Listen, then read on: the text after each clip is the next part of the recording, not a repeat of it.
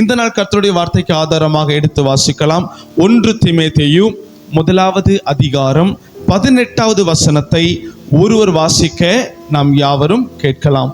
குமாரனாகிய தீமோத்தேயுவே, உன்னை குறித்து முன் உண்டான தீர்க்க தரிசனங்களின்படியே நீ அவைகளை முன்னிட்டு நல்ல போராட்டம் பண்ணும்படி இந்த கட்டளையை உனக்கு ஒப்புவிக்கிறேன். நீ விசுவாசமும் நல் மனசாட்சியும் உடையவனாயிரு. ஹல்லேலூயா. வாசிக்கப்பட்டதான வசனத்திலே அப்போஸ்தலனாகிய பவுல் அவருடைய ஆவிக்குரிய மகனாகிய தீமோத்தேயுவுக்கு இப்படியாய் எழுதுகிறார். நீ அவைகளை முன்னிட்டு நல்ல போராட்டம் பண்ணும்படி இந்த கட்டளையை உனக்கு ஒப்புவிக்கிறேன். இந்த கட்டளையை உனக்கு ஒப்புவிக்கிறேன். ஆமென். தீமோத்தேயுவே, நீ நல்ல போராட்டம் பண்ணு. ஆண்டவராக இயேசு கிறிஸ்து இந்த நாளிலே சொல்லுகிறார், எனது அருமையான கர்த்தருடைய பிள்ளைகளே, நீங்கள் நல்ல போராட்டம் பண்ணுங்கள். பக்கத்துல கைகளை பிடிச்சு சொல்லுங்க, நீங்க நல்ல போராட்டம் பண்ணுங்கள். ஹல்லேலூயா. உண்மையான தேவனுடைய ஊழியத்தை செய்கிறதான ஊழியக்காரர்களுடைய இருதயத்திலே இப்படியாய் தோன்றும். அது என்னன்னா, அந்த ஊழியக்காரர்கள் மூலியமாய் நடத்தப்படுகிற விசுவாசிகள் அவர்கள் நல்ல போராட்டத்தை போராட வேண்டும் அப்படிங்கிறதான ஒரு பாரத்தை ஒவ்வொரு தேவனுடைய ஊழியக்காரர்களுக்கும் கர்த்தர் தந்திருக்கிறார். அதே போல இந்த வாசிக்கப்பட்டதான வசனத்திலே அப்போஸ்தலனாகிய பவுல் தன்னுடைய சுவிசேஷத்து நிமித்தம் ஈன்றெடுத்த பிள்ளையாகிய தீமோத்தேயுவினிடத்தில் சொல்லுகிறார், தீமோத்தேயுவே, நீ நல்ல போராட்டம் போராடு. ஒரு ஆமென் சொல்லுங்க பார்க்கலாம். நல்ல போராட்டம் போராடு. நம்ம போராட்டம்னாலே வேற மாதிரி நம்ம நினைச்சுக்கிட்டு இருக்கிறோம். ஹல்லேலூயா. அவன் வீட்டில் தாய்மார்கள்லாம் சொல்லுவாங்க, உன்னோட ஒரே போராட்டமா இருக்கு. சொல்லுவாங்களா? சொல்லியிருக்கிறீங்களா? உன்னோட ஒரே போராட்டமா இருக்கு. அந்த போராட்டத்தை இந்த நாளிலே நம்முடைய தேவன் நமக்கு சொல்லவில்லை. நல்ல போராட்டத்தை பண்ணு என்று கர்த்தருடைய ஆவியானவர் நம்மோடு கூட பேசுகிறார். அப்ப நல்ல போராட்டம்னா கெட்ட போராட்டம்னு ஒண்ணு இருக்கணும். ஆமா தானே? அது என்ன நல்ல போராட்டம், அது என்ன கெட்ட போராட்டம்? இந்த நாளிலே நம்ம பார்க்கலாம். ஒரு ஆமென் சொல்லிடுவோமா? ஸ்தோத்திரம். முதலாவது, நல்ல போராட்டம் அப்படின்னா என்னன்னா, தேவனுக்காக தேவனோடு போராடுகிறது நல்ல போராட்டம். ஒரு ஆமென் சொல்லுங்க. நல்ல போராட்டம்னா என்ன? தேவனுக்காக தேவனோடு தேவ ராஜ்யத்திற்காக போராடுகிற ஒரு போராட்டம், அது நல்ல போராட்டம். கெட்ட போராட்டம்னு ஒன்று உண்டு. அது என்ன கெட்ட போராட்டம்? மாம்சத்திற்காக போராடுகிறது, மாம்சத்தோடு போராடுகிறது. சொல்லுங்க பார்க்கலாம். மாம்சத்திற்காக போராடுகிறது, மாம்சத்தோடு போராடுகிறது. அப்போ தீமோத்தேயுவை பார்த்து பவுல் சொல்லுகிறார், நீ நல்ல போராட்டம் போராடு. ஒரு ஆமென் சொல்ல கேட்கலாம். நீ நல்ல போராட்டம் பண்ணு. அப்போ நல்ல போராட்டம்னா அந்த தீமோத்தேயு யாரோடு கூட போராட வேண்டும் என்று பவுல் விரும்புகிறார்? தேவனோடு போராட வேண்டும், தேவனுக்காக போராட வேண்டும். பக்கத்துல கைகளை பிடிச்சு சொல்லுங்க, தேவனோடு போராட வேண்டும், தேவனுக்காக போராட வேண்டும். ஒரு ஆமென் சொல்லுங்க பார்க்கலாம். ஹல்லேலூயா. எந்த ஒரு மனிதன் மாம்சத்திற்காகவும் மாம்சத்தோடும் போராடுகிறானோ அவன் கெட்ட போராட்டக்காரன். அவன் கெட்ட போராட்டக்காரன். மாம்சத்திற்காக போராடுகிறவன், மாம்சத்தோடு போராடுகிறவன், அவன் கெட்ட போராட்டக்காரன். அப்ப நல்ல போராட்டக்காரன் என்ன பண்ணுவான்? தேவனோடு தேவனுக்காக தேவனுடைய ராஜ்யத்திற்காக போராடுகிறவன் நல்ல போராட்டக்காரன். அப்போ ஆண்டவர் இந்த நாளிலே உங்களையும் என்னையும் பார்த்து சொல்லுகிறார், நல்ல போராட்டம் பண்ணு. ஒரு ஆமென் சொல்லிடுவோமா? நல்ல போராட்டம். அது என்ன நல்ல போராட்டம் கெட்ட போராட்டம்? அப்போ கெட்ட போராட்டம் என்று ஒன்று உண்டு இல்ல? அந்த கெட்ட போராட்டத்தை வேதம் என்ன சொல்லுகிறது? எடுத்து வாசிக்கலாம். எபேசியர் 6வது அதிகாரம் 12வது வசனத்தை ஒருவர் வாசிக்க நாம் யாவரும் கேட்கலாம். ஏனெனில் மாம்சத்தோடும் இரத்தத்தோடும் அல்ல, மாம்சத்தோடும் இரத்தத்தோடும் அல்ல. போதுமா? ஏனெனில் மாம்சத்தோடும் இரத்தத்தோடும் அல்ல. இன்றைக்கு ஆண்டவர் நம்முடைய வாழ்க்கையில அனுமதிக்கிற ஒவ்வொரு போராட்டமும் எனது அருமையான கர்த்தருடைய பிள்ளைகளே, அது மாம்சத்தோடு கிடையாது. மாம்சத்தினால் உண்டாகப்படுகிற போராட்டம் அது கர்த்தரால் அங்கீகரிக்கப்படுகிற போராட்டம் அல்ல. ஆண்டவர் சொல்லி இருக்கிறார், உங்களுக்கு இருக்கிற போராட்டம் மாம்சத்தோடு இல்லை, இரத்தத்தோடு இல்லை. ஒரு ஆமென் சொல்லுங்க. அப்ப மாம்சத்தோடும் மாம்சத்திற்காகவும் போராடுகிற போராட்டத்தை வேதம் நமக்கு அங்கீகரித்து தரவில்லை. எப்படிப்பட்ட போராட்டத்தை வேதம் நமக்கு அங்கீகரித்து தருகிறது? தேவனுக்காக போராடுகிற ஒரு போராட்டம். ஆமென் சொல்லுங்களேன். ஆமென். தேவனுக்காக ஒரு போராட்டம், தேவனோடு ஒரு போராட்டம், தேவனுடைய ராஜ்யத்திற்காக ஒரு போராட்டம். நீங்க நோட்டு பெண் எடுத்துட்டு வந்தீங்கன்னா அதை எழுதி கொள்ளுங்க. தேவனுக்காக போராட்டம், தேவனோடு போராட்டம், தேவ ராஜ்யத்திற்காக ஒரு போராட்டம். ஹல்லேலூயா. அப்போ இந்த போராட்டம் அந்த கர்த்தருடைய ஆவியானவர் நமக்கு சொல்லி தருகிறார். இது நல்ல போராட்டம். இன்றைக்கு அநேக நேரத்தில் நாம் போராடுகிறோம். அது எப்பேற்பட்ட போராட்டம் என்று சொன்னால், நம்முடைய வேதத்தின் ஊடாய் பார்க்கும் பொழுது அது கெட்ட போராட்டமாய் காணப்படுகிறது. நம்ம நிறைய நாள் நம்முடைய போராட்டம் எதோடு கூட இருக்கிறது? மாம்சத்தோடு கூட நம்ம போராடி கொண்டிருக்கிறோம். நம்முடைய சுயத்தோடு கூட நம்ம போராடி கொண்டிருக்கிறோம். நம்முடைய மாம்சத்திற்காக வைராகியத்தோடு போராடி கொண்டிருக்கிறோம். ஒரு ஆமென் சொல்லுங்க பார்க்கலாம். உதாரணத்துக்கு, நம்ம ஒரு குறிப்பிட்ட பகுதியில் ஒரு 4 மணி நேரம் நீங்க பஸ்ல போகணும்னு வைத்துக் கொள்ளுங்க. எங்க போகணும்? பஸ்ல போகணும்னு வைத்துக் கொள்ளுங்க. ரொம்ப நேரம்க்கு அப்புறம் உங்களுக்கு உட்கார்றதுக்கு ஒரு சீட்டு கிடைக்குது. ரொம்ப நேரம்க்கு அப்புறம் அந்த சீட்ல நீங்க உட்கார்ந்த உடனேயே ஒரு 2 நிமிஷத்துல ஒரு சிஸ்டர் வராங்க. வந்துட்டு, ஏம்பா இது பெண்கள் சீட்டு, இந்த இடத்துல நீ உட்கார்ந்துருக்கிறீ, எந்திரி அப்படின்னு சொன்ன உடனே நமக்குள்ள ஒரு போராட்டம் வரும் பாருங்க. ஹல்லேலூயா. அந்த இடத்துல நம்முடைய மாம்சத்திற்காக நம்ம வைராகியமாய் போராடுவோம். சிஸ்டர், நான் நவுந்து உட்கார்றேன், என் பக்கத்துல வேணா உட்காருங்க. ஹல்லேலூயா. உடனே அந்த அம்மா கண்டக்டரை கூப்பிடுவாங்க. ஐயா இங்க பாருங்க, இவர் பெண்கள் சீட்ல உட்கார்ந்து இருக்கிறார். கண்டக்டர் சொல்லுவார், ஏம்மா உன்னோட ஒரே ரோதனையா போயிட்டு அப்படியே உட்காரம்மா. எதற்காக இந்த போராட்டம்? இந்த மாம்சம், இந்த கால வழி இல்லாம பாதுகாத்துக் கொள்ளணும்னு ஒரு போராட்டம். இன்னைக்கு நம்ம எல்லாரும் போராடுற போராட்டம் அப்படிப்பட்ட போராட்டமா தான் இருக்கு. நம்முடைய குடும்பத்துல கணவன்மார்கள் சாப்பாட்டுல ஒரு கல்லு உப்பு அதிகமாயிட்டுன்னா அவங்க போராடுவாங்க பாருங்க. போராட்டு தட்டுகள்லாம் ரெக்க வரும். ஆமென் சொல்லுங்க பாப்போம். ஆமா, ராத்திரி முழுக்க, ஆமென், பகல் முழுக்க நான் வேர்வை சிந்தி உழைக்கிறேன், எனக்கு நல்ல சாப்பாடு கூட என்ன பண்ண மாட்டேங்கிறீங்க? போராட்டம். நல்ல சாப்பாடு கூட தர மாட்டேங்கிறீங்க. இது மாம்சத்திற்கான ஒரு போராட்டம். என்னுடைய ஆண்டவர் சொல்லுகிறார், நீங்கள் மாம்சத்திற்காக போராடுகிற போராட்டம் அது வீண் பிரயோஜனமா இருக்கிறது, அது வீண் அற்ப பிரயாசமா இருக்கிறது. அப்போ ஒரு தேவ பிள்ளை, ஒரு கர்த்தருடைய பிள்ளை நம்முடைய மாம்சத்திற்காக போராடுகிறதை விட்டுவிட்டு நல்ல போராட்டத்தை செய்ய வேண்டும் என்று கர்த்தர் விரும்புகிறார். ஒரு ஆமென் சொல்லுங்க பார்க்கலாம். எதனால நமக்கு சின்ன சின்ன விஷயத்திற்கு கோபம் வருகிறது? எதனால நம்முடைய குடும்பம் குட்டி பரலோகமாய் இருக்க வேண்டிய குடும்பத்துல பிரச்சனைகள், போராட்டங்கள், சமாதானமின்மை வருகிறது? எதனாலன்னா 99% இந்த மாம்சத்திற்காகத்தான் போராட்டம் நடக்கிறது. எதற்காகத்தான்? இந்த மாம்சத்திற்காகத்தான்.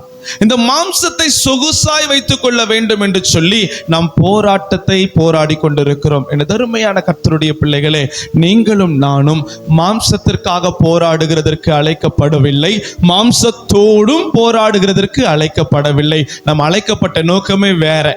ஹல்லேலூயா. நல்ல சத்தமும் ஆமென் சொல்லுங்க பார்க்கலாம். நம்ம அழைக்கப்பட்ட நோக்கமே வேறம்மா.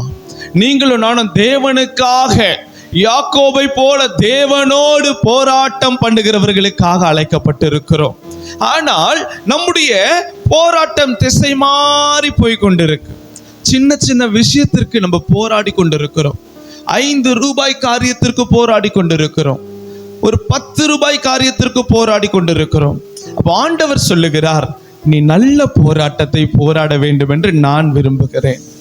ஆமென். அப்போஸ்தலனாகிய பவுல் தன்னுடைய சுவிசேஷத்து நிமித்தம் பெற்றெடுத்த பிள்ளையாகிய தீமோத்தேயுவை பார்த்து சொல்லுகிறார், தீமோத்தேயுவே, நீ நல்ல போராட்டம் தான் போராடணும். நான் நினைக்கிறேன் அந்த தீமோத்தேயு இந்த ஆலோசனைகளை பெற்றுக் கொள்ளுகிறதற்கு முன்பாக உலக நீதிக்காக அவர் போராட்டத்தை போராடி கொண்டிருந்திருக்கிறார் என்று நான் நினைக்கிறேன். உலக நீதிக்காக. அப்பொழுது அப்போஸ்தலனாகிய பவுல் வந்து அவரிடத்துல சொல்லுகிறார், நீ வாலிபனாய் இருக்கிற, நீ கர்த்தருடைய கரத்திலே பலவானுடைய கரத்திலே இருக்கிற அம்புக்கு ஒப்பாய் இருக்கிற, நீ போராட்டத்தை போராடுகிற சரிதான், ஆனால் போர்க்களத்தை மாற்றி அமைக்க வேண்டும். இன்றைக்கு கர்த்தருடைய பிள்ளைகள் நாம் நம்முடைய குடும்பத்திலே போராடி கொண்டிருக்கிறோம். கணவனிடத்திலே போராட்டம், மனைவியிடத்திலே போராட்டம், பிள்ளைகளிடத்திலே போராட்டம், குடும்பத்தில் இருக்கிற நபர்களிடத்திலே போராட்டம். இதனால நமக்கு கிடைக்கிற விளைவு என்னன்னா, சமாதானத்தை குடும்பம் இழந்து போகிறது. நான் சொல்றது உண்மைதானா? அப்ப நம்ம போராடுகிற போராட்டம் எதோடு இருக்க வேண்டும்? அந்த எபேசியர் 6:12 மறுபடியுமாய் ஒருவர் வாசிக்க நாம் யாவரும் கேட்க போகிறோம். எபேசியர் 6:12. ஏனெனில் மாம்சத்தோடும் இரத்தத்தோடும் அல்ல, துரைத்தனங்களோடும் அதிகாரங்களோடும் இப்பிரபஞ்சத்தின் அந்தகார லோகாதிபதிகளோடும் வான மண்டலங்களில் உள்ள பொல்லாத ஆவிகளின் சேனைகளோடும் நமக்கு போராட்டம் உண்டு. ஆண்டவர் தெளிவாய் சொல்லியிருக்கிறார், வானமண்டல பொல்லாத பலவானின் கிரியைகளோடு கூட நமக்கு போராட்டம் உண்டு. ஆனால் எதோடு போராட்டம் இல்லையாம்? மாம்சத்தோடும் இரத்தத்தோடும் நமக்கு போராட்டம் இல்லை. பக்கத்துல கைகளை பிடிச்சு சொல்லுங்க, சிஸ்டர், மாம்சத்தோடும் இரத்தத்தோடும் நமக்கு போராட்டம் இல்லை. ஹல்லேலூயா. ஆனால் பிசாசிற்கு ஒரு ஆசை. தேவ பிள்ளைகள் நல்ல போராட்டத்தை போராடுகிறதை விட்டு அவர்களை திசை திருப்பி கெட்ட போராட்டத்திற்கு நேராய் வழி நடத்த வேண்டும் என்று பிசாசு பிரயாசப்பட்டு கொண்டு வருகிறான். இன்றைக்கு நம்முடைய குடும்பத்திலே எடுத்துக்கொள்ளுங்கள், ஒரு நபர், நம்ம குடும்பத்தினுடைய நடத்துகிற கணவனார், அவர் அனுதினமும் குடித்து கொண்டிருக்கிறார் என்று சொன்னால் மனைவி என்ன செய்வாங்க? அந்த கணவனிடத்திலே வைராக்கியமாய் சண்டை போடுவாங்க. வைராக்கியமாய், ஏன் இப்படி பண்றீங்க, ஏன் இப்படி குடிக்கிறீங்க அப்படின்னு சொல்லிட்டு சண்டை போடுவாங்க. ஆனா ஆண்டவர் சொல்லுகிறார், அந்த மாம்சத்தோடும் அந்த இரத்தத்தோடும் உனக்கு போராட்டம் வேண்டாம். பிசாசனுடைய தந்திரமே அதுதான். மாம்சத்தோடு தான் நம்ம போராடணும், இரத்தத்தோடு தான் நாம் போராடணும், குடும்பத்தில் இருக்கிற நபர்களோடு கூட தான் நம்ம போராடணும்னு சொல்லி அப்பேற்பட்ட போராட்டத்திற்கு நேராய் நம்மை நடத்துகிறான். அதனுடைய விளைவு மன வருத்தமும் சஞ்சலமும் தான். அதே ஒரு தேவ பிள்ளை ஏதாகிலும் ஒரு காரியம், கர்த்தருக்கு பிரியமில்லாத ஒரு காரியம், ஒரு போதை வஸ்துக்கு தன்னுடைய கணவனாரோ பிள்ளைகளோ அடிமையாய் இருக்கிற சூழ்நிலையில அவர்களோடு கூட போராடாமல் அந்த பழக்கத்தை அவர்களுக்கு உண்டாக்குகிற வானமண்டல பொல்லாத பலவானின் கிரியைகளையும் இப்பிரபஞ்சத்தின் அந்தகார லோகாதிபதியையும் எதிர்த்து நம்ம வேதத்துல, வசனத்துல, ஜெபத்துல போராடும் பொழுது ஆண்டவர் நமக்கு நிறைவான சமாதானத்தை தருவார். ஹல்லேலூயா. நீங்க நிறைய குடும்பத்துல சண்டை வர்றதுக்கு காரணம் என்னன்னா, டைரக்டா அந்த நபர் என்ன பண்றோம், பின் பாயிண்ட் பண்ணி போராடி கொண்டிருக்கிறோம். நீங்க இப்படியா எங்களுடைய ஜெபத்தை மாற்றி பாருங்கள். என்னுடைய கணவருக்கு குடியின் எண்ணங்களை கொடுக்கிற பொல்லாத ஆவியை நான் சபிக்கிறேன். ஹல்லேலூயா. என் பிள்ளைகளுக்கு முரட்டாட்ட எண்ணங்களை கொடுக்கிற பொல்லாத ஆவிகளை நான் சபிக்கிறேன். ஹல்லேலூயா. ஒரு முறை, ஒரு 3 வருஷத்திற்கு முன்பாக நானும் என்னுடைய மனைவியும் எங்களுக்கென்று ஒரு பிரத்யேக ஜெப நேரம் நாங்கள் ஜெபித்து கொண்டிருந்தோம். அப்ப கேபி நடக்க பழகல, ரொம்ப சின்ன குழந்தை, தவழ்ந்துட்டு இருந்தா. எப்பெல்லாம் நாங்க ஜெபத்திற்கு போகிறோமோ அப்பெல்லாம் கேபி அழுவா. எப்பெல்லாம் பிரேயருக்கு போகிறோமோ அப்பெல்லாம் அழுவா. எனக்கு இந்த பிரேயர் டைம் ஏதாவது ஒரு டிஸ்டர்பன்ஸ் வந்துட்டுனா எனக்கு மைண்ட் ஒரு மாதிரி ஆயிரும், ஜெபம் பண்ண முடியாத ஒரு சூழ்நிலை அப்படின்னு சொல்லிட்டு நான் கேபி என்ன பண்ணிட்டேன், நல்லா அடிச்சிட்டேன். அழாத, சைலண்ட் ஆயிருன்னு. அது வாயை மூடிட்டு சத்தம் இல்லாம தேம்பி சின்ன பிள்ளை அழுதுட்டு இருந்துச்சு. அப்போதான் என்ன ஆண்டவர் என்னுடைய இருதயத்தில் சொன்னார், உன்னுடைய போராட்டம் மாம்சத்தோடும் இரத்தத்தோடும் இல்லை. நீ ஜெபிக்க வருகிறாய், கர்த்தருடைய சமூகத்திலே காத்திருக்க வருகிறாய், வேத வசனத்தை தியானிக்க வருகிறாய். அந்த நன்மைகளை நீ சுதந்தரித்துக் கொள்ளக் கூடாது என்பதற்காக பிசாசு இந்த மாம்சத்தின் ஊடாய், இந்த இரத்தத்தின் ஊடாய் உன்னோடு கூட போராட்டத்திற்கு வருகிறான்.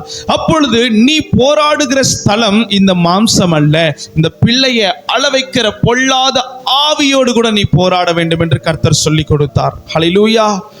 2 நிமிஷம் பிள்ளைக்கு விரோதமாய் போராடுகிற ஆவிகளை கடிந்து கொள்ளுகிறோம்னு சொல்லிட்டு அடுத்த 2 நிமிஷத்துல நல்ல பிள்ளை தூங்கிட்டா. ஒரு ஆமென் சொல்லுங்க பார்க்கலாம்.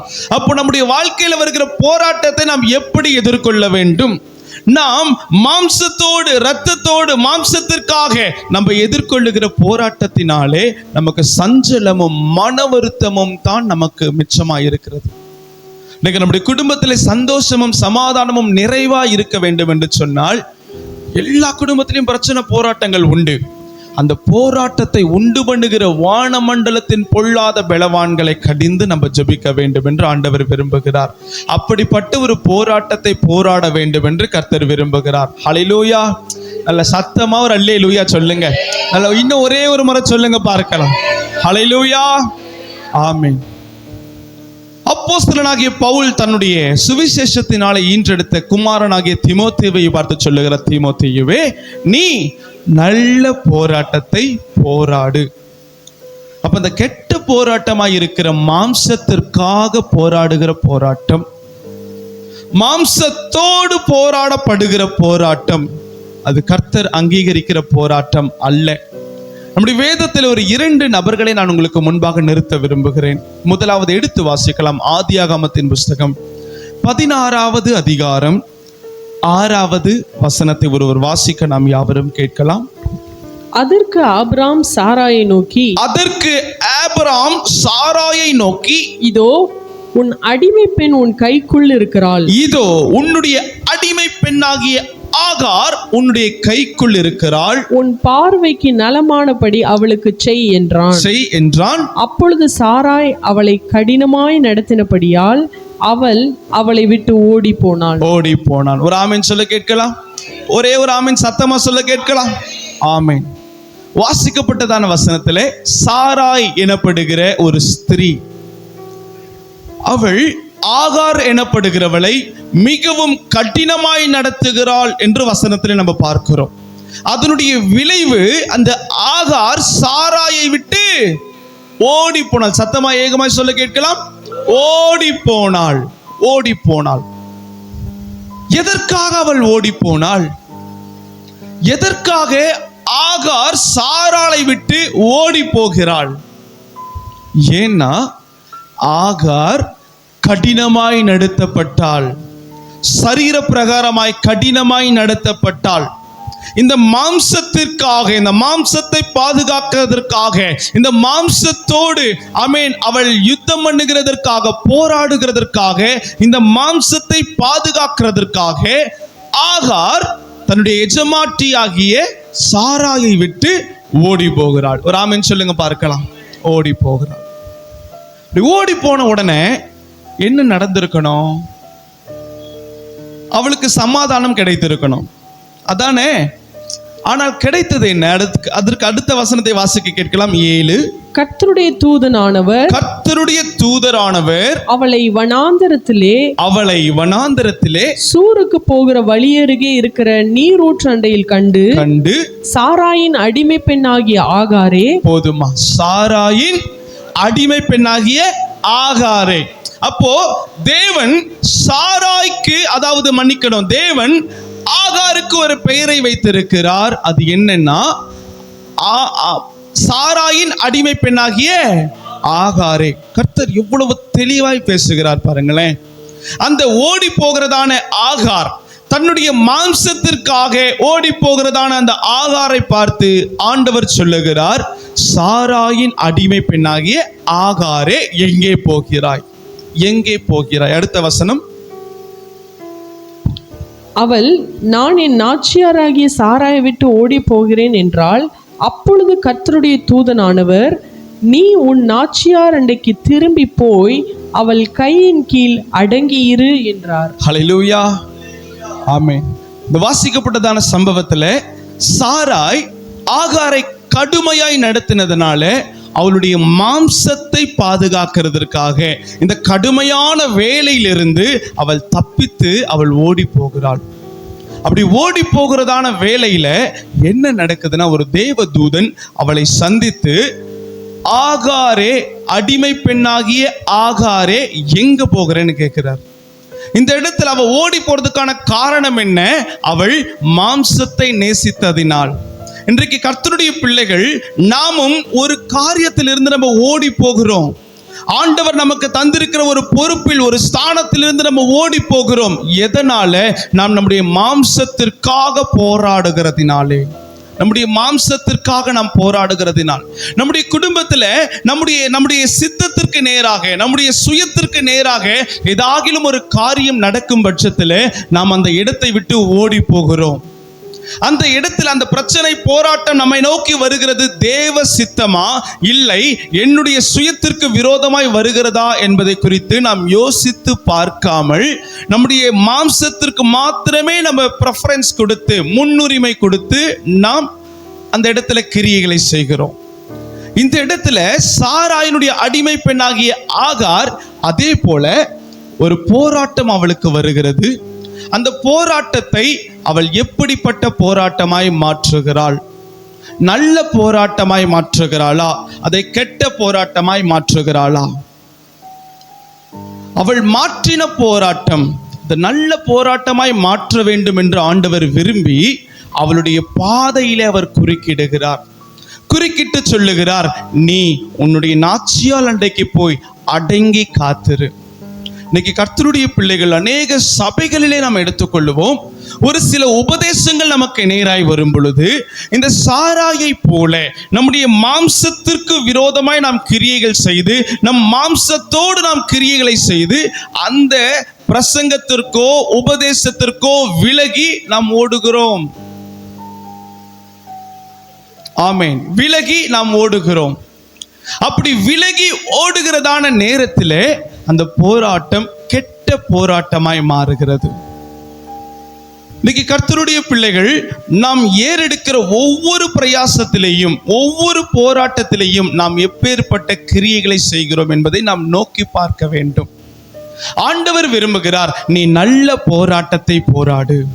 அந்த நல்ல போராட்டத்தின் நிமித்தமே நான் மகிமைப்படுவேன், நான் உன்னை மகிமைப்படுத்துவேன் என்று கர்த்தர் சொல்லி இருக்கிறார். அந்த இடத்துல அவள் போராடுகிற போராட்டம் தன்னுடைய மாம்சத்திற்காக. ஆகார் போராட்டத்தை போராடி அவள் மறுபடியுமாய் தேவ தூதனினால் எச்சரிக்கப்பட்டு அந்த இடத்திற்கு வருகிறாள். இப்படி வருகிறதுனால அவளுக்கு நிறைய நன்மைகள் கிடைக்கிறது. இன்னைக்கு நிறைய போராட்டத்தில் நம்ம அவசரப்பட்டு முடிவெடுக்கிறோம். நம்முடைய வேலை ஸ்தலத்தில் ஏதாகிலும் ஒரு பிரச்சனை வந்துட்டுன்னா அவசரப்பட்டு முடிவெடுக்கிறோம். நம்முடைய மாம்சத்திற்காக நம்ம முடிவெடுக்கிறோம். இந்த இடத்துல பிரச்சனை, உபத்திரவங்கள் வந்தது, அது தேவனோடு கூட நாம் அமர்ந்திருந்து போராடுகிறோமா, இல்லை இந்த மாம்சத்திற்காக நம்ம போராட்டத்தை முடிவிலே நம்ம எடுக்கிறோமா? தேவனோடு கூட போராடுகிற ஒரு போராட்டத்தை கர்த்தர் அங்கீகரிக்கிறார். ஒரு ஆமென் சொல்ல கேட்கலாமா? அப்போ போராட்டம் எப்படிப்பட்டதா இருக்கணும்? நல்ல போராட்டமா இருக்கணும். அந்த நல்ல போராட்டம் மாம்சத்திற்கான போராட்டத்திற்கு விரோதமா இருக்கும். நம்ம மாம்சத்தில், நம்முடைய மாம்சத்திற்காக ஏறெடுக்கிற, நம்முடைய சுயத்திற்காக ஏறெடுக்கிற போராட்டம் எப்பவுமே நல்ல போராட்டமா இருக்கிற, தேவனோடு கூட போராடுகிற போராட்டத்திற்கு விரோதமா இருக்கும். இந்த இடத்துல அவள் என்ன செய்திருக்கலாம்? அப்படி கடுமையாய் நடத்தப்படுகிற வேளையில அவள் தேவனோடு போராடி இருந்தால் அது நலமாய் இருந்திருக்கும். ஒரு ஆமென் சொல்ல கேட்கலாம். இன்றைக்கு நம்முடைய வாழ்க்கையில ஏதாகிலும் ஒரு துரைத்தனமோ, ஏதாகிலும் ஒரு பிரச்சனை, போராட்டங்கள் நமக்கு நேராய் வரும் பொழுது நாம் தேவனோடு கூட ஜெபத்திலே போராடுகிறோமா, இல்லை அந்த குறிப்பிட்ட நபரோடு கூட நாம் மாம்சமாய் போராடுகிறோமா? நான் நினைக்கிறேன் அந்த சாராய் அவளுடைய நடத்துதல் கடினமாய் இருந்ததுனால ஆகார் அந்த இடத்தை விட்டு ஓடி போகிறாள். அவ ஓடி போகாம சாராய்க்காக ஆண்டவருடைய பாதத்திலே அமர்ந்திருந்து வேண்டுதல் செய்திருந்தால் விண்ணப்பம் செய்திருந்தால் ஆண்டவர் சாராயினுடைய இருதயத்தை மாற்றி இருப்பார். ஹல்லேலூயா. நேற்றைய தினத்தில் கூட அங்கிள் ஒரு பிரசங்கத்தில் சொன்னாங்க, அவங்க 4 நாட்களுக்குள்ள ஒரு மீட்டிங்க்கு ஒரு இடத்தை ஆயத்தப்படுத்திட்டாங்க. ஆயத்தப்படுத்தின உடனே அந்த குறிப்பிட்ட நபர் நீங்க இந்த இடத்துல மீட்டிங் நடத்தக்கூடாதுன்னு சொன்ன உடனே மாம்ச போராட்டம் எப்படி இருந்திருக்கும்? அந்த நபரிடத்துல போய், ஐயா தயவு செஞ்சு நாங்க மீட்டிங் நடத்த எங்களுக்கு உதவி செய்யுங்கப்பா அப்படின்னு மாம்சமாய் அந்த மனுஷனிடத்துல போய் கேட்டிருக்க முடியும். ஆனால் அப்படிப்பட்ட மாம்ச போராட்டம் இல்லை. தேவனோடு கூட போராடுகிற ஒரு நல்ல போராட்டத்தை ஊழியர் கை கொண்டதினால் அந்த இடத்துல ஊழியத்தை நடத்துகிறதற்கு ஆண்டவர் உதவி செய்தார். இன்றைக்கு நம்ம தேவனோடு கூட போராடுகிற, தேவனுக்காக கூட போராடுகிற போராட்டம் நம்முடைய வாழ்க்கையில படிப்படியாய் குறைந்திருக்கும் என்று சொன்னால் நாம் சந்தோஷம் இல்லாத ஒரு வாழ்க்கையை தான் நம்ம வாழ முடியும். நம்முடைய வாழ்க்கையில சமாதானமும் சந்தோஷமும் நிறைவாய் கிடைக்கணும்னா நம்ம போராட்டம் யாரோடு கூட இருக்கணும்? நல்ல சத்தமா சொல்லுங்க, தேவனோடு கூட இருக்க வேண்டும். அப்படி தேவனோடு கூட நம்ம போராடுகிற போராட்டத்திலே நம்முடைய வாழ்க்கையில நிறைவான சந்தோஷத்தை கர்த்தர் தருவார். அந்த ஆகார் ஒரு நாள் ஆண்டவருடைய பாதத்தில் அமர்ந்திருந்து, இந்த சாராய் என்னை ரொம்ப கடுமையா நடத்துறாப்பா, இந்த சாராய் என்னுடைய மாம்சத்திற்கு விரோதமாய் போராடுறா, நான் பிள்ளை தாட்சியா இருக்கிறேன், இப்படிப்பட்ட சூழ்நிலையில என்னை கொடுமையாய் நடத்துகிறாளே அப்படின்னு ஆண்டவருடைய பாதத்தில் உட்கார்ந்து போராடிட்டு இருந்தான்னா நான் நினைக்கிறேன் ஆண்டவர் சாராயினுடைய இருதயத்தை மாற்றி இருப்பார். ஒரு ஆமென் சொல்லுங்க பார்க்கலாம். அதே போல இன்னொருவரை நான் உங்களுக்கு முன்பாய் நிறுத்துகிறேன். எடுத்து வாசிக்கலாம். யோனா 1வது அதிகாரம் 2வது வசனத்தை ஒருவர் வாசிக்க நாம் யாவரும் கேட்கலாம்.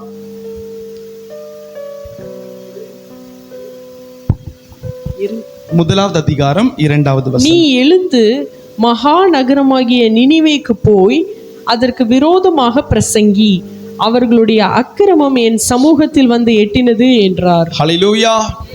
ஆண்டவர் இந்த இடத்துல யோனாவிற்கு ஒரு ஊழிய அழைப்பை கொடுக்கிறார். ஒரு நல்ல போராட்டத்தை போராடுகிறதற்கான வழிவாசல்களை ஆண்டவர் உண்டாக்குகிறார். அது என்ன? நீ எழுந்து மகா நகரமாகிய நினிவேவுக்கு போய் அதற்கு விரோதமாக பிரசங்கி. இது தேவனுடைய திட்டம். தேவன் அவருக்காக உண்டு பண்ணியிருக்கிற ஒரு நல்ல போராட்டம். ஆனால் நடந்தது என்ன? அந்த யோனாவுக்கு தெரிந்திருக்கிறது, நினிவே விக்கிரகங்களை வார்ப்பிக்கிற ஒரு ஸ்தலம். அந்த பட்டணத்தார் யாவரும் விக்கிரகங்களை தொழுது கொள்ளுகிறவர்கள், அவர்கள் நரபலிகளை செலுத்துகிறவர்கள், அவர்கள் மெய்யான தெய்வத்திற்கு விரோதமாய் கிரியை செய்கிறவர்கள், அவரை எரிச்சல் மூட்டுகிறவர்கள். அந்த இடத்துல மெய்யான தெய்வத்தை குறித்து சொன்னோம் என்று சொன்னால் அவர்கள் கோபத்தோடு என்னை கொன்று விடுவார்கள் என்றதான ஒரு பயத்தோடு 3வது வசனம் சொல்லுகிறது, அவர் தர்ஷீஷுக்கு ஏறி போகிறார். 3வது வசனத்தை வாசிக்க கேட்கலாம். அப்பொழுது யோனா கர்த்தருடைய சமூகத்தினின்று விலகி தர்ஷீஷுக்கு ஓடி போகும்படி எழுந்து யோப்பாவுக்கு போய் தர்ஷீஷுக்கு போகிற ஒரு கப்பலை கண்டு கூலி கொடுத்து தான் கர்த்தருடைய சமூகத்தினின்று விலகும்படி அவர்களோடே தர்ஷீஷுக்கு போக கப்பல் ஏறினான். ஒரு ஆமென் சொல்லிடுவோமா? அவன் இந்த இடத்துல யாவரும் தெளிவாய் கவனிக்க வேண்டும் என்று நான் உங்களை உற்சாகப்படுத்துகிறேன். யோனாவிற்கு ஆண்டவர் ஒரு நல்ல போராட்டத்திற்கான அழைப்பை கொடுக்கிறார். அந்த நல்ல போராட்டம் லகுவானது அல்ல. அந்த போராட்டம் கரடு முரடான பாதைகளுக்கு நேராய் நடத்துகிற ஒரு போராட்டம். அந்த நல்ல போராட்டத்திற்காக யோனாவை ஆண்டவர் நினிவே நகரத்திற்கு நேராய் போ என்று அவர் சொல்லுகிறார். அப்படி போகும் பொழுது அவர் நினைக்கிறார், அந்த இடத்திற்கு போனா சுவிசேஷத்தை பிரசங்கிக்கும் பொழுது அவர்கள் என்னை கொன்று விடுவார்கள் என்று பயந்து அவர் தன்னுடைய மாம்சத்திற்காக போராட்டத்தை போராட பிரயாசப்படுகிறார். மாம்சத்திற்காக போராட்டத்தின் நிமித்தம் அவர் மறுகரைக்கு நேராக தர்ஷீஷுக்கு நேராக அவர் கடந்து செல்லுகிறார். இன்றைக்கு நாம் நம்முடைய மாம்சத்திற்காக போராடுகிறதினாலே தேவ சித்தத்தை விட்டு நாம் விலகி ஓடுகிறோம். ஹல்லேலூயா. எல்லாருக்கும் புரியுதா நான் சொல்றது? மாம்சத்திற்காக நம்ம போராடுகிற ஒவ்வொரு போராட்டமும் அது தேவ சித்தத்திலிருந்து நம்மை விலக்கி போராடுகிறது, விலக்கி போடுகிறது. நீங்களும் நானும் நல்ல போராட்டத்தை போராடுகிறதற்காக அழைக்கப்பட்டிருக்கிறோம். ஒருவேளை ஆண்டவர் நமக்கு அமைத்து தருகிற பாதை அது அடிமைத்தனமாக கூட இருக்கலாம். ஆகாருக்கு ஆண்டவர் அமைத்து கொடுத்த பாதை அடிமைத்தனத்தின் பாதை. ஒரு மனசுல இந்த காரியத்தை செய்கிறதற்கு நமக்கு ஒவ்வாத ஒரு காரியம், அந்த பாதைக்கு நேராக ஆண்டவர் நம்மை நடத்துவார். அப்படி நடத்தி அந்த பாதைக்கு நேராய் நாம் நடக்கப்படும் பொழுது முடிவிலே ஒரு மகிமையான நன்மைகளை ஆண்டவர் நமக்கென்று வைத்திருப்பார். ஆனால் நம்முடைய மாம்சத்திற்கென்று ஒரு ஒரு ஒரு ஒரு எண்ணம் உண்டு. இந்த காரியத்தை நான் எப்படி செய்ய முடியும், இந்த காரியத்தை நான் எப்படி சகித்து கொள்ள முடியும், என்னுடைய காரியங்கள் என்ன, இதெல்லாம் நான் எப்படி செய்ய முடியும் அப்படின்னு நம்முடைய மாம்சத்திற்காக நம்ம பிரயாசப்படுகிற ஒவ்வொரு காரியத்திலையும் நாம் தோல்விகளை தழுவுகிறோம். ஹல்லேலூயா. ஆண்டவர் நமக்கு ஒரு ஊழியத்தை கொடுத்திருக்கிறார்னு வைத்துக் கொள்ளுங்களேன். அந்த ஊழியத்துல கரடுமுரடான பாதை, ஒரு பெரிய மலை உச்சியில இருக்கிற ஒரு கிராமத்தை போய் சந்திக்கணும், கரடுமுரடான பாதை. அந்த மக்களுக்கு போய் சுவிசேஷத்தை சொல்லணும், ஆண்டவருடைய அன்பை எடுத்து சொல்லணும் அப்படின்னு உங்களுக்கு ஒரு அழைப்பு வருகிறது. ஆனால் நாம் நம்முடைய மாம்சத்தை நேசித்தோம் என்று சொன்னால் அந்த பகுதிக்கு நம்மளால் என்ன செய்ய முடியாது, போக முடியாது. ஏன்? என்னுடைய போராட்டம் இந்த மாம்சத்திற்கான ஒரு போராட்டம். ஐயா, இந்த மலை அடிவாரத்தில் ஏதாவது ஒரு கிராமம் இருந்தா சொல்லுங்க, நான் அங்க போகிறேன். என்னுடைய வீட்டு பக்கத்திலே ஏதாவது கிராமம் இருந்தா சொல்லுங்க, நான் அங்க போகிறேன். அவ்வளவு தூரம் பிரயாசப்பட்டு நான் போகணுமா? அவ்வளவு தூரம் பிரயாசப்பட்டு நான் ஒரு போராட்டத்தை போராட வேண்டுமா? இது எனக்கு ரொம்ப கடினமா இருக்கிறதே. இந்த உபதேசம் என்னுடைய இருதயத்திற்கும் என்னுடைய மாம்சத்திற்கும் எதிரான உபதேசமா இருக்கிறதே, இதை நான் எப்படி கடைபிடிக்க முடியும்? ஏன் அந்த எண்ணம் தோன்றுகிறதுனா, நம்முடைய மாம்சத்திற்கு நாம் முக்கியத்துவம் கொடுக்கிறதுனாலே, நம்முடைய மாம்சத்திற்கு நாம் முக்கியத்துவம் கொடுக்கிறதுனாலே. இந்த இடத்துல தீமோத்தேயுவை பார்த்து பவுல் சொல்லுகிறார், நீ நல்ல போராட்டம் போராடு. ஏன் அவர் சொல்லுகிறார் என்று சொன்னால், அதே வாலிப வயசிலே பவுல் முரட்டாட்டம் மிகுந்த ஒரு மனிதனாய் இருந்தார். சபைகளை துன்பப்படுத்தினார். சபையில் இருக்கிற ஆண்களை பெண்களை சிறைச்சாலைக்கு நேராய் அனுப்பினார். அந்த வாலிப வயசுல அவர் ஆண்டவருக்கு பிரியமில்லாத ஒரு போராட்டத்தை போராடி கொண்டிருந்தார். அப்படிப்பட்ட பவுலை கர்த்தர் சந்தித்து அந்த பவுல் கடைசியில சொன்னார், 2 தீமோத்தேயு 4:7 நல்ல போராட்டத்தை நான் போராடினேன், விசுவாசத்தை காத்து கொண்டேன், என்னுடைய ஓட்டத்தை நான் முடித்தேன். ஒரு ஆவிக்குரிய பிள்ளை நாம் கர்த்தருக்கு சித்தமான ஒரு போராட்டத்திற்கு நேராய் நடத்தப்பட வேண்டும் என்று ஆண்டவர் விரும்புகிறார். அப்படிப்பட்ட ஒரு போராட்டம் நம்முடைய வாழ்க்கையில காணப்படும் பொழுது ஆரம்பத்திலே அது ஒருவேளை உங்களுக்கு வலிக்கலாம், ஆரம்பத்தில் ஒருவேளை உங்களுக்கு அது கசக்கலாம், ஆரம்பத்தில் ஒருவேளை உங்களுக்கு அது ஒவ்வாமையா இருக்கலாம். ஆனால் அந்த போராட்டத்தினுடைய கடைப்பரியந்தம் உங்களுக்கு நன்மைகளையும் செழிப்பையும் கொண்டு வந்து சேர்க்கும். ஹல்லேலூயா. நீங்கள் யோசித்து பாருங்களேன், ஆபிரகாம் என்கிறதான ஒரு மனிதர், அவர் ஊர் எனப்படுகிற கல்தேயர் கிராமத்திலே வாழ்ந்து கொண்டு வந்தவர். அவருக்கு இல்லாத செல்வம் இல்லை, அவருக்கு இல்லாத செழிப்பு செழுமை இல்லை. ஆனால் அவருக்கு நேராய் ஒரு போராட்ட அழைப்பு வருகிறது. அதுதான், உன்னுடைய தேசத்தை, இனத்தை, தகப்பன் வீட்டை விட்டு நான் காண்பிக்கிற தேசத்திற்கு போ. ஆண்டவர் அப்பேற்பட்ட ஒரு போராட்டத்தை அவருக்கு கொடுக்கிறார். அந்த ஆபிரகாம் தன்னுடைய மாம்சத்திற்காக போராடுகிற ஒரு நபராய் இருந்தார்னா அவர் என்ன நினைச்சிருப்பாரு? எனக்கு நல்ல சொத்து சுகம் இதே ஊர்ல இருக்கு, எனக்கு நல்ல சௌகரியமான ஒரு காரியம், நன்மையான ஒரு காரியம் இதே ஊர்ல இருக்கு, நான் ஏன் அங்க போகணும்? ஹல்லேலூயா. அவர் நினைத்திருக்கலாம். அப்படி நினைச்சிருந்தார்னா இந்த நேரத்தில் ஆபிரகாம் என்ற பெயரை ஒருத்தரும் கேள்விப்படாத அளவுக்கு அது அளிக்கப்பட்டு போயிருக்கும். யோசித்து பாருங்க, அவர் ஆண்டவருடைய வார்த்தைக்கு கீழ்ப்படிந்து நல்ல போராட்டமாகிய தேவனுக்காக போராடுகிற அந்த போராட்டத்தை தன்னுடைய கரங்களிலே எடுத்ததுனால இன்னைக்கு நம்ம வீட்டில் பிறக்கிற குழந்தைக்கு கூட ஆபிரகாம்னு பேர் வைக்கிறோம். ஹல்லேலூயா. ஏறத்தாழ 5000 வருடத்திற்கும் மேலாக அந்த பெயர் அது டிராவல் செய்து கொண்டே வருகிறது. அந்த பெயரை அழியாமல் கர்த்தர் பாதுகாக்கிறார். அவர் மாம்சத்தோடு எடுக்கிற அந்த பிரயாசம் அது அற்ப பிரயோஜனமாய் போயிருக்கும்.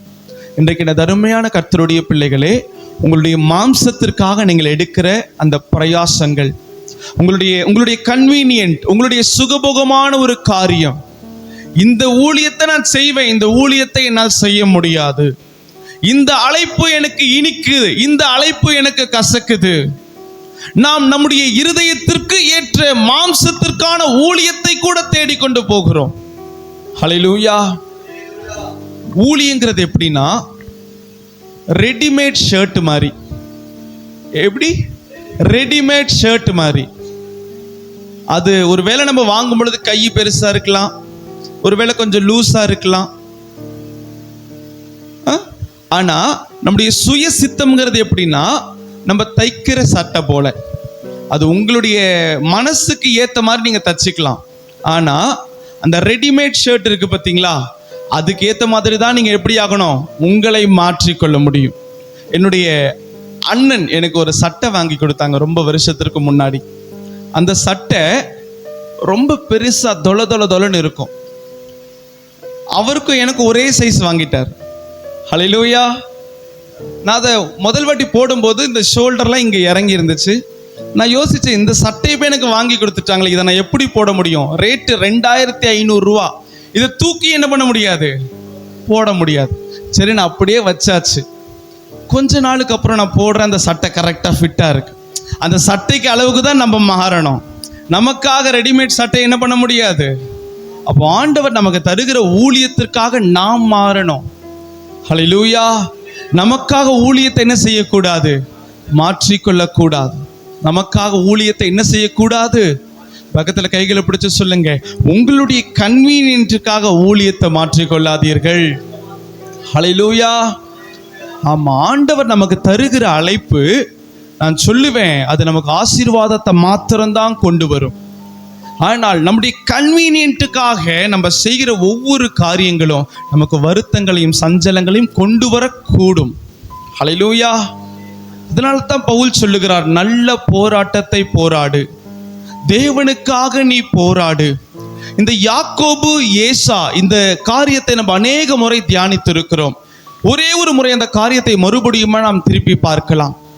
யாக்கோபு 2 பரிவாரங்களோடு கூட அவர் கடந்து வருகிறார்.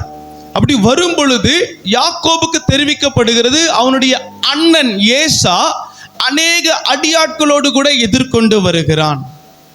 அப்படி வரும் பொழுது அந்த யாக்கோபுக்கு முன்பாக 2 போராட்டம் வைக்கப்படுகிறது. முதலாவது போராட்டம் நல்ல போராட்டம், 2வது போராட்டம் கெட்ட போராட்டம். சொல்லுங்க, நல்ல சத்தமா தான் சொல்லுங்க. நல்லா தூக்கம் வரவங்களா ஆமென் சொல்லுங்க பார்க்கலாம். ஹல்லேலூயா. ஆமா, 2 விக்கெட் விழுந்துட்டு பாருங்க. ஸ்தோத்திரம். யாக்கோபுக்கு முன்னாடி எத்தனை போராட்டம் வைக்கப்பட்டது? முதல் போராட்டத்தினுடைய பெயர், 2வது போராட்டத்தினுடைய பெயர். ஆமா, அந்த யாக்கோபு இடத்துல நீங்களும் நானும் இருந்தோம்னா ஒருவேளை என்ன தெரியுமா செஞ்சிருப்போம்? சரி, நான் 2 பரிவாரத்தோடு வந்திருக்கிறேன், என் அண்ணன் என்னை அடிக்கிறதற்காக எதிர்கொண்டு வருகிறான். முன்னாடி வேகமா போய் அண்ணன் வீட்டு வாசல்ல நின்றுவோம். அண்ணன் கதவை திறந்த உடனே டபால்னு காலில் விழுந்து, அண்ணே நான் மன்னிச்சுக்கண்ணே, நான் தெரியாம பண்ணிட்டேன், இந்த என் ஆடு மாடெல்லாம் உனக்கு தான் நான் தரேன் வச்சுக்க அப்படின்னு சொல்லி அவர் என்ன பண்ணிருக்கலாம், சரண்டர் ஆயிருக்கலாம். அப்படியே சாஷ்டாங்கமா விழுந்திருக்கலாம். விழுந்த உடனே அந்த அண்ணன் என்ன பண்ணிருப்பார், கட்டாயமா மனமிறங்கி எழுந்து. ஆனா ஒருவேளை அந்த அண்ணனுடைய கோபம் அதிகமா இருந்தா விழுந்த உடனே என்ன பண்ணிருக்கலாம், கழுத்து மேல காலை வச்சு என்ன பண்ணிருக்கலாம். ஆமா, ஆனா இந்த நல்ல போராட்டத்தை தெரிந்து கொண்ட அந்த யாக்கோபு என்ன பண்றாருன்னா, அண்ணன் வரான், அடியாட்களோடு வரான், கொல்லத்தான் வரான், அவனோடு கூட நான் போராட விரும்பல, என் ஆண்டவரோடு கூட நான் போராட விரும்புகிறேன். அவர் ராத்திரி உட்கார முதல்ல பைபிள்ல ஆல் நைட் பிரேயர் பண்ணவர் அவர் தான். உட்காருகிறார், முழங்கால் படி போடுகிறார். ஆண்டவரே, என்னுடைய போராட்டங்கள் இப்படிப்பட்டதா இருக்கிறது, எனக்கு எதிராக இப்பேற்பட்டவர்கள் வருகிறார்கள், இத்தனை ஆட்கள் தடிகளோடு கூட வருகிறார்கள், ஆயுதத்தோடு கூட வருகிறார்கள், அவர்கள் என்னையும் என்னுடைய பிள்ளைகளையும் கொன்றுவிடக் கூடும். அதனால நீங்க சொன்னீங்களே சமாதானத்தோடு கொண்டு வருவேன்னு சொன்னீங்களேப்பா, அந்த சமாதானத்தை இந்த நாளிலே தாங்க. அவர் ஜெபிக்கிறார், ஆண்டவருடைய பாதத்தை பிடித்து கொண்டு ஜெபிக்கிறார். வசனம் சொல்லுகிறது, அவர் போராடி ஜெபிக்கிறார். என்னை ஆசீர்வதித்தால் ஒழிய உங்களை நான் போக விட்டேன் என்று சொல்லி உற்சாகத்தோடு கூட அந்த இடத்துல அவர் ஜெபித்துக் கொண்டிருக்கிறார். உடனே காலையில ஒரு 4 மணி வந்திருக்கும். ஆண்டவர் சொல்றார், நான் உன்னை ஆசீர்வதிக்கிறேன், நீ போன்னு சொல்றார். அவர் போறார். அந்த இடத்துல அண்ணன்மார் வராங்க. அந்த அண்ணன் வந்த உடனே கட்டி தழுவி இந்த இடத்துல ஒரு அன்பான ஒரு காரியங்கள் நடைபெறுகிறது. ஹல்லேலூயா. இந்த இடத்துல அந்த யாக்கோபு இளைய குமாரனை போல அவர் வருகிறார். அண்ணனாகி ஏசா தகப்பனை போல ஓடி வந்து கழுத்தை கட்டி தழுவி முத்தமிட்டு அழுகிறார்கள். சண்டைக்காரங்களை அப்பா பிள்ளையா மாத்துறது தான் ஆண்டவருடைய கிருபை. ஒரு ஆமென் சொல்லுங்க பார்க்கலாம். இன்னைக்கு யாரோடு கூட நீங்க சண்டையோடு இருந்தீங்கன்னா, யாராவது ஒரு மனுஷனோடு கூட ஒப்புரவாக முடியாமல் நீங்க இருந்தீங்கன்னா, ஆண்டவருடைய பாதத்துக்கு போங்க. அந்த இடத்துல நீங்க அவங்களுக்காக ஜெபிங்க. ஆண்டவர் இடத்துல கேளுங்க, ஆண்டவரே இந்த இடத்துல எனக்கு ஒரு சமாதானத்தை கொடுங்கப்பான்னு கேளுங்க. அப்படி கொடுக்க கொடுக்க கொடுக்க நீங்க கேட்க கேட்க கேட்க அந்த அந்த சண்டை போடுற ஆப்போசிட்ல இருக்கிற பார்ட்டி உங்களுக்கு வயசுக்கு பெரியவரா இருந்தாருன்னா உங்களை அவங்களுக்கு பிள்ளையா அப்பாவா ஆண்டவர் மாத்தி கொடுத்துருவார். வயசுக்கு சின்னவங்களா இருந்தாங்கன்னா அண்ணன் தம்பியா ஆண்டவர் மாத்தி கொடுத்துருவார். ஒரு ஆமென் சொல்லுங்க பார்க்கலாம். அதே போல இன்னொரு காரியம், நம்மளுடைய மாம்சத்திற்கு நம்ம இடம் கொடுக்கறதுனால ஒரு அழகான ஒரு வார்த்தையை நம்முடைய வாயிலிருந்து நம்ம ஒரு நாளும் பிறக்க விட மாட்டேங்கிறோம். அதுதான் மன்னிப்பு அப்படிங்கிற ஒரு வார்த்தை. ஹல்லேலூயா. தவறு நம்மளதோ அவர்களதோ, யாரோ ஒருத்தர் தவறு பண்ணிட்டாங்க, அந்த இடத்துல சமாதானம் இல்லாமல் இருக்கிறது. ஒன்று வைத்துக் கொள்ளுங்கள், எதிரணியில் இருக்கிறவங்க தான் தப்பு பண்ணிட்டாங்க, அவங்க மூலியமாய் நம்முடைய சமாதானமும் கெட்டு போகுது. அப்போ அந்த இடத்துல நம்ம எடுக்கிற ஆயுதம் எப்படிப்பட்டதா இருக்கிறது? அவங்க தானே தப்பு பண்ணாங்க, அவங்க வந்து என்கிட்ட மன்னிப்பு கேட்கட்டும். நம்முடைய ஆண்டவர் வித்தியாசமானவர்மா. உங்க மேல தப்பே இல்லைனாலும் உங்களை தான் போய் ஒப்புரவாக பண்ணுவார். நான் சொல்றது உண்மைதானா? ஏன்னா நான் சொல்லுவேன், நம்மளாம் நினைக்கிறது என்ன தெரியுமா, போய் சாரின்னு ஒரு வார்த்தையை கேட்டுட்டோம்னா நம்ம தாழ்ந்தவங்க, எதிர்க்க இருக்கிறவங்க உயர்ந்தவங்க நம்ம நினைச்சிட்டு இருக்கிறோம். ஆனா வேதத்துல மூத்தவங்க தான் விட்டு கொடுக்கறாங்க. ராமன் சொல்லுங்க பார்க்கலாம். ஆபிரகாம் சொல்லுகிறார் லோத்தின் இடத்துல, இந்த தேசங்கள் எல்லாம் உனக்கு முன்னாடி இருக்கு, நீ எதை வேணா எடுத்துக்க, நீ எடுத்துட்டு மிச்சம் மீதியை நான் எடுத்துக்கிறேன். நீ வலது பக்கம் போனா நான் இடது பக்கம் போறேன், நீ கிழக்க போனா நான் வடக்க போறேன். அவர் விட்டு கொடுத்தார். விட்டு கொடுத்தங்க ஒரு நாள் என்னமாகனது இல்லை, கெட்டு போனதே இல்லை.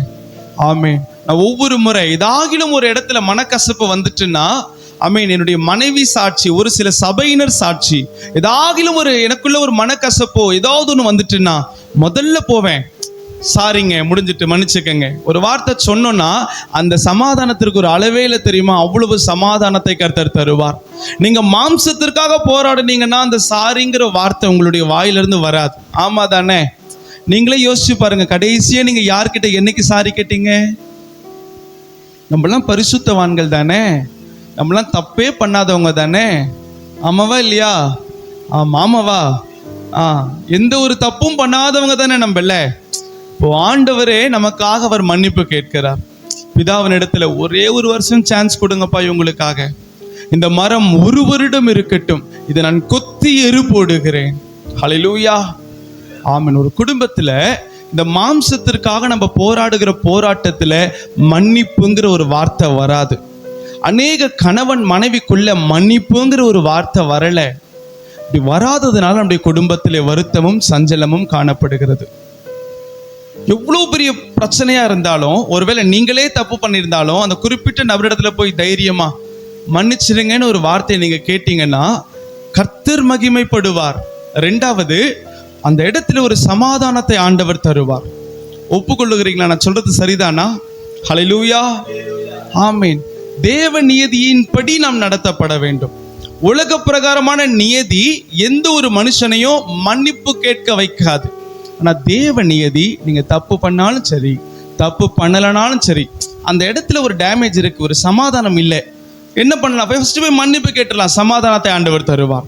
ஹல்லேலூயா. இந்த இருதயத்தை கடினப்படுத்துகிற ஒரு சிலவர்கள் என்ன செய்வாங்கன்னா, நான் ஏன் மன்னிப்பு கேட்கணும்? ஹல்லேலூயா. நான் ஏன் மன்னிப்பு கேட்கணும்? அதனால நடக்கிற காரியம் என்ன? நிறைய நன்மைகளை நாம் இழந்து போவோம், நிறைய ஆசீர்வாதங்களை நாம் இழந்து போவோம். ஒரு சில இடத்துல நமக்கு தேவைப்படுகிற நன்மைகளை அந்த நபர்கிட்ட தான் ஆண்டவர் வைத்திருப்பார். அப்போ போய் என்ன பண்ணுவோம்? சாரி சொல்லிட்டு திரும்பி அப்போ என்ன நடக்கும்? தேவைன்னா இவங்க வராங்க, தேவையில்லைன்னா போறாங்க. அப்படிப்பட்ட ஒரு வார்த்தையை நம்ம சம்பாதித்துக் கொள்ளக்கூடாது. அப்போ இந்த போராட்டத்தை நம்ம போராடணும், நல்ல போராட்டத்தை போராடணும். அந்த நல்ல போராட்டம் மாம்சத்திற்கு எதிரான ஒரு போராட்டம், தேவனுக்காக பிரயாசப்படுகிற ஒரு போராட்டத்தை நாம் போராட வேண்டும் என்று ஆண்டவர் விரும்புகிறார். நீங்க எத்தனை பேர் இந்த இடத்துல நான் தேவனுக்காக போராடுவேன்னு சொல்ல போகிறீர்கள்? ஹல்லேலூயா. ஆண்டவருடைய சமூகத்திலே அமருகிறது தான் தேவனுக்கான ஒரு போராட்டம். இந்த உலகத்துல மாம்சத்திற்கு விரோதமாய் அநேக போராட்டங்கள் நமக்கு வருகிறது தான். கணவன், மனைவி, குடும்பம், சபை, பாஸ்டர், வேலை செய்கிற இடம், இந்த மாதிரி நம்முடைய எல்லைகள் எல்லா இடத்துலையும் நமக்கு போராட்டம் வருகிறது தான். இந்த போராட்டத்தை மாம்சமா நம்ம போய் எதிர்கொள்ளாமல் ஆண்டவருடைய சமூகத்தில் யாக்கோபை போல வசனம் சொல்லுது, அவர் பிந்தி தனித்திருந்தாராம். பிந்தி தனித்திருந்தார். நீங்க பிந்தி தனித்திருந்த ஆண்டவருடைய பாதத்தில் போராடும் பொழுது ஆண்டவருடைய சத்துருக்களும் நம்மோடு கூட ஐக்கியப்பட அவர் உதவி செய்வார். ஹல்லேலூயா.